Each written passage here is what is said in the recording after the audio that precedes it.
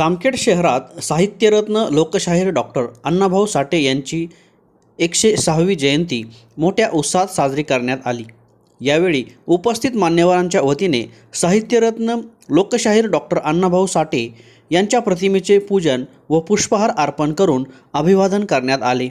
यावेळी ज्येष्ठ नेते प्राध्यापक मधुकर आबा राळेभात, नगराध्यक्षा प्रांजलताई चिंतामणी, उपनगराध्यक्ष पोपटनाना राळेभात, वंचित बहुजन आघाडीचे नेते ॲडव्होकेट अरुण आबा जाधव, नगरसेवक प्राध्यापक विकी घायतडक, नगरसेवक श्रीराम डोके, ॲडव्होकेट प्रवीण सानप, अमित चिंतामणी, पवनराजे राळेभात, पोलीस निरीक्षक दशरथ चौधरी, तसेच उद्योजक लहूशेठ पवार, तसेच साठेनगरचे अध्यक्ष शरद मोरे, किशोर कांबळे, रवी डाडर, दत्ता क्षीरसागर, दादा डाडर, आतिश डाडर, मनोज डाडर, सोनू क्षीरसागर, प्रेम कांबळे, विनोद कांबळे, नितीन डाडर, गणेश वाघमारे, शेखर मोरे, जितेश डाडर, ओम डाडर, सुमित डोलारे, दीपक रिटे, दादा अडागळे, रवींद्र डाडर, बाळू डाडर, अविराज क्षीरसागर, प्रीतम घायतडक, सुमित घायतडक, क्रिश खंडागळे, संतोष थोरात, सागर कांबळे, सचिन कांबळे, कृष्णा कांबळे, पियुष मोरे, अनुप साठे यांच्यासह आदी मान्यवर उपस्थित होते। जयंती या ठिकाणी आपण संपन्न करत आहोत। खरं तर सांगायची गोष्ट म्हणजे आज या ठिकाणी अण्णाभाऊ साठेंची जयंती आहे, परंतु जे काही या ठिकाणी वक्ते आलेले आहेत कमी असतील तरी चालतील, परंतु माझ्या या सर्व बांधवांना अशी विनंती आहे की तुम्ही जयंती साजरी करता, परंतु त्या जयंतीच्या माध्यमातून आत्ताच आबांनी सांगितलं तुम्ही या ठिकाणी व्याख्यान ठेवा, व्याख्यानातून मुलं जागृत होतील। आणि माझ्या माता भगिनींना पण एक विनंती आहे की तुम्ही तुमच्या मुलांना चांगलं शिक्षण द्या, तुम्ही मुलींना चांगलं शिक्षण द्या, चांगले त्यांना संस्कार द्या। सर्वांना माहिती आहे, परंतु ज्यावेळेस जयंती येते त्यावेळेस आपण सर्व जागे होतो। कायम आचरणात त्यांचं काम आणताना मला फार कमी लोक दिसतात। मी जेव्हा समाजात वापरतो त्यावेळेस अण्णाभाऊंचे विचार काय होते। अण्णाभाऊ जन्मले त्यावेळेस 1920 वर्ष होतं आणि त्या काळात इंग्रजांचं राज्य होतं आणि आपल्याला कल्पना नसेल बऱ्याचशा लोकांना, इंग्रजांच्या राज्यात त्यांच्या विरुद्ध किंवा समाज एकत्र करण्यासाठी किती दहशत होती ते कल्पना करू शकत नाही अशी परिस्थिती होती।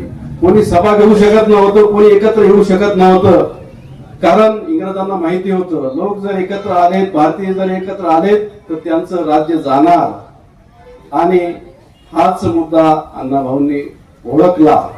असं नाही तर कोणत्या मार्गाने एकत्र करायचं, तर एक शायरीतून, गाण्यातून आणि लेखनातून त्यांनी समाज एकत्र करण्याचा प्रयत्न केला आणि तेच समाज एकत्र झाल्यामुळेच आपल्याला आज स्वातंत्र्य मिळालेलं आहे। हे अण्णाभाऊची किमया आहे, हे विसरण्याचं नाही। हा विचार 1920 पासून सुरुवात झालेला आहे। मित्रहो, अण्णाभाऊचे या देशावर खूप उपकार आहेत। तुम्हा आम्हाला जगण्याचं स्वातंत्र्य मिळालेलं आहे आणि अशा माणसाला आपण कायम स्मरणात ठेवावं, त्यांचे विचार तळागाळापर्यंत पोहोचवावेत एवढीच अपेक्षा व्यक्त करतो। त्यांनी कादंबरी, कथा, नाटक यांच्या माध्यमातून रयतेच्या, जनतेच्या सर्व व्यथा ह्या समोर मांडल्या। पीडित समाज, वंचित समाज यांच्या सगळ्या ज्या अडचणी आहेत त्या या माध्यमातून समोर मांडल्या आणि या सर्वांचा ते आवाज बनले। अगदी रशियामध्ये जाऊन आपल्या साहित्याचा झेंडा त्यांनी रोवला आणि आता सांगितलं 7 समुद्रा पलीकडे जाऊन आपल्या भारताची संस्कृतीचे दूत साहित्यरत्न लोकशाहीर अण्णाभाऊ साठे बनले। मी नक्कीच त्यांचे विचार आपल्याला पुढे घेऊन जायचे आणि सर्वांना विनंती करते की आज त्यांची जयंती आहे, त्या निमित्ताने सर्वांनी आपण ठरवायचं की अण्णाभाऊ साठे यांनी लोकशाहीर अण्णाभाऊ साठे यांनी मांडलेले विचार केलेलं कार्य हे आपण सर्वांनी लक्षात घ्यायचं आणि त्यांच्या कार्यावर काम करत राहायचं. त्यांनी जे कार्य केले आहे, अगदी सामान्य कुटुंबामध्ये जन्माला येऊन त्यांनी समाजासाठी जे कार्य केले आहे ते ऐतिहासिक असे कार्य केले. स्वतःच्या कर्तृत्वावर आणि स्वतःच्या जिद्दीवर त्यांनी साता समुद्रापलीकडे जाऊन ऐतिहासिक असे कार्य केले. इतिहास लिहिला गेला पाहिजे आणि बोलला गेला पाहिजे. 400 वर्षापूर्वी एक तुकाराम जन्मला. ज्या तुकारामाने अध्यात्मामध्ये आणि अंधश्रद्धेमध्ये क्रांती केली त्यांना विद्रोही तुकाराम म्हणायला लागले. विद्रोह केला त्यांनी.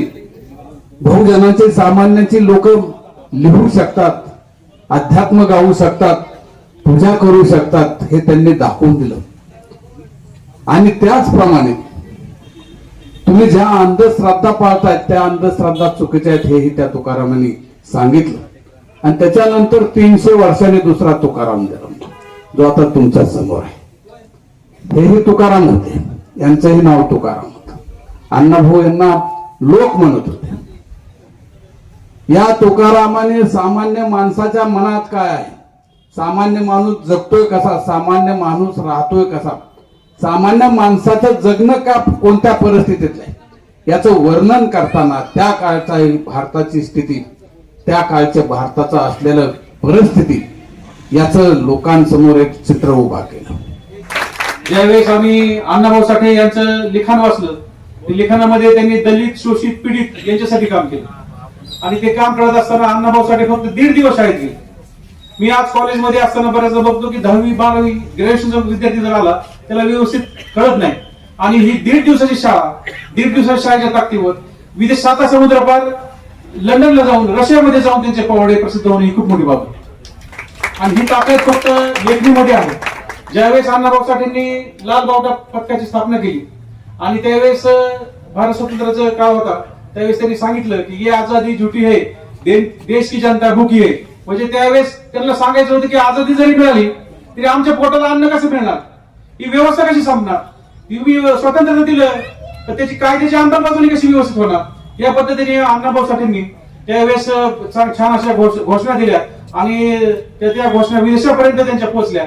सगळ्यात महत्वाचं म्हणजे विदेशाची चळवळ कशी असते, रशियामधली चळवळ काय, तुम्ही अण्णाभाऊ साठेंचं वाचन केलं, रशियामध्ये चळवळ कशी असते, रशियामध्ये उठाव कसा केला पाहिजे, तिथं त्यांनी जाऊन लेखन केलं. रशियामध्ये ज्या महामानवाने हजारो वर्ष जो समाज गुलामीमध्ये पिचत पडलेला आहे त्या समाजाला मुक्तीचा नारा दिला असं ते भारतरत्न डॉक्टर बाबासाहेब आंबेडकर त्यांच्याबद्दल लोकशाहीर अण्णाभाऊ साठेंनी एक वाक्य वापरलं होतं, मदत जग घालून घाव, मदत सांगून गेले ती भराव. म्हणजे बाबासाहेब आंबेडकरांच्या संदर्भात लोकशाहीर अण्णाभाऊ साठेंनी जे काही वाक्य वापरलेलं आहे त्या वाक्यामध्ये बऱ्याच काही गोष्टी आपल्याला सांगून जातात. खर तर इतिहासामध्ये आपल्यासारख्या जबाबदार चळवळीमध्ये काम करणाऱ्या माणसाला